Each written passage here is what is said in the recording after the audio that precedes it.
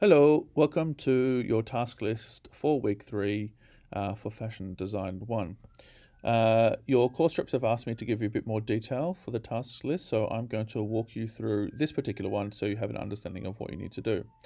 Now, I've been getting a few emails that students are feeling a little bit stressed, a little bit anxious. That's exactly where you should be right now. Not that it's positive to feel anxious necessarily, but being uncomfortable is part of the design process. You're learning new things, doing new things. That is why last week you watched that video on getting comfortable with being uncomfortable. So it might be a good idea to kind of reflect on that video and see how you feel about the current situation. What is it you can affect? What can you change? And what can you work on? And this is the kind of stuff you can work on. But let's walk through this week. So this is your preparation for next week. I'm asking you to watch these 2 videos. Now, this first one is about pitching. Now, that's what you'll be doing next week with your concepts. You'll be presenting your concepts. Now, this shows you a couple of different ways to pitch. Now, what you've got is a person who doesn't come from a design background pitching, and then their boss who comes from a design background pitching an idea. And they'll talk about it in different ways, and they'll talk about it in different lengths. What this is designed to do is to give you some advice on how to present your work for next week. Yeah, it doesn't have you don't have to be an expert, but you do have to be able to talk about your work.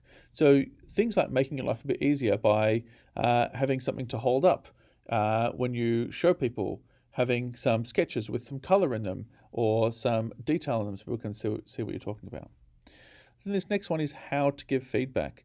So the feedback that you'll be giving will be about the brief. So looking at how to give feedback for someone's concepts against the brief. So you'll be giving and receiving feedback next week. And it's an important process to understand both so that you're able to kind of enter into the spirit of the design process. So let's jump into your tasks. Now, there's quite a few to do. So the first one, think about the pitching video and reflect on how you could use them to focus on your concept presentation. Write down 3 key points that you'll need to cover. So maybe they're key points in terms of your concept, they're key points in terms of the brief. So for example, transcending gender is the crux of the brief, the most important point of the brief. So I would probably say for each one of your concepts, you need to explain how it transcends gender. Task 2. Think about the feedback video and reflect on what feedback will help you develop a more successful solution to the brief. So that might be feedback on your ideas, it might be feedback on your visual communication, but what feedback might help you create a more successful solution. More than likely, you'll share that idea with lots of other people. Other people will feel that they need a very similar kind of feedback. So it's a good idea to write those things down so that when you're giving feedback, you can focus on that, but also you know the kind of feedback that you want to receive. All right. In your sketchbook, so task 3, in your sketchbook, review your research, drawing and sampling to select a design precedent. This could be one of the designers or a movement that you've looked into. So everyone's done some research into designers either for Fashion Cultures 1 or for Fashion Design 1, or even in fashion communication, you've looked at illustrators. So when we say design precedent, remember things that have happened before. All right, so that's all you need to do. Select one, review your research, so stuff you've already done, and your drawing and sampling to select a design precedent. It doesn't necessarily have to be a designer, it could be a technique, for example. Could be a fabric type, it could be a million different things. Using the precedent as a starting point, develop your 3 concepts, but you may have already started this. So pretty much you've already all started this, but looking at your precedent, develop your 3 concepts. Now remember that our 3 concepts are not just ideas. I want to do something that transcends gender because that's what everyone's doing. But they're very specific things. If you haven't watched my video on developing a concept, please do. If you've watched it already and you feel a bit confused, watch it again. It might be good to go through it having done some work. Next, create a mood board for each concept in your sketchbook. So that might be, remember this is a non-literal expression of your inspirational material. Okay, so when we say non-literal, if you're inspired by nature, for example, you might be inspired by natural things, not necessarily pictures of trees or pictures of nature. So a natural thing might be something rusting, or it might be clouds moving, or something degrading, or something decomposing, something like that, but they're not necessarily literal examples of pictures of nature.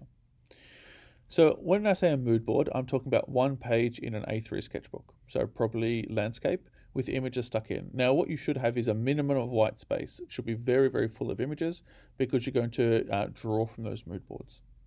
Let's take a look. Use the mood boards, your research, and your previous design process to illustrate 3 potential solutions for each concept. So in the work that you've done for me this week, and the work you did last week, and the work you've done for Torrent, and the work you've done for Fee, so you've done lots of sketching, lots of research, you should have a lot of stuff to draw from. And now you've got your mood boards, you've got even more stuff to draw from. So take all of those things and put them together with your 3 concepts. Now use your elements and principles to illustrate 3 potential solutions for each concept. Now there may be full designs, there may be total looks, there may be initial sketches, but they're 3 potential solutions. So not the same thing 3 times, but 3 different ideas. Okay, point 7.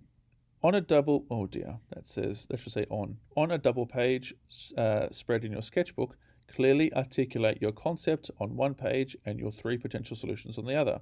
So you should have, if I open your book up at your concept page, on one side you should have written down what your concept is. Now there might be more words there might be some keywords, there might be some other stuff, but there might be some initial sketches. And on the other page you should have your 3 potential solutions to the brief. Step 8, do this for each concept. So you should have 3 of those. Okay, step 9, develop a pitch for your concepts. You'll have about 3 minutes to explain each concept, and you might want to include the following. How does it meet the brief? How does it connect with the other modules? How does it use elements and principles to communicate a message? So the way that I would recommend that you start off your concept is you would hold your book in front of you, your A3 book in front of you with your 3 potential solutions, your sketches, for example, facing away from you so that the audience can see. And you would say, this is my concept, it's my message, intent, and audience. Well, here's my message, my intent, and my audience. I've used these elements and principles to communicate a message. Here's how I've done that. Here's how my work connects with other modules. I researched this thing in Torrent's class. I did this drawing technique in Fee's class, and I've used the same technique here. I've researched the same designer here, or the same idea, and here's how it meets the brief. It transcends gender this way. Okay, so fairly straightforward. And number 10, connect with a classmate and practice your pitches and giving feedback. Write down 3 points that they can improve to further meet the brief. Write down 3 points that they have been successful at. So that is a video chat or a socially distanced chat over the next week with one other person to practice your pitches. Now I'd probably recommend that you do that probably a couple of days before your class next week, so maybe on the weekend is a good idea to go through it. Okay, by all means, email me should you have any questions. I'm happy to do one-to-one tutorials. I've got a very busy week next week, but I'll fit people in wherever I can. But you do have to ask for help if you need it. Okay, the first thing I will ask you if you need for help though is, have you done this process?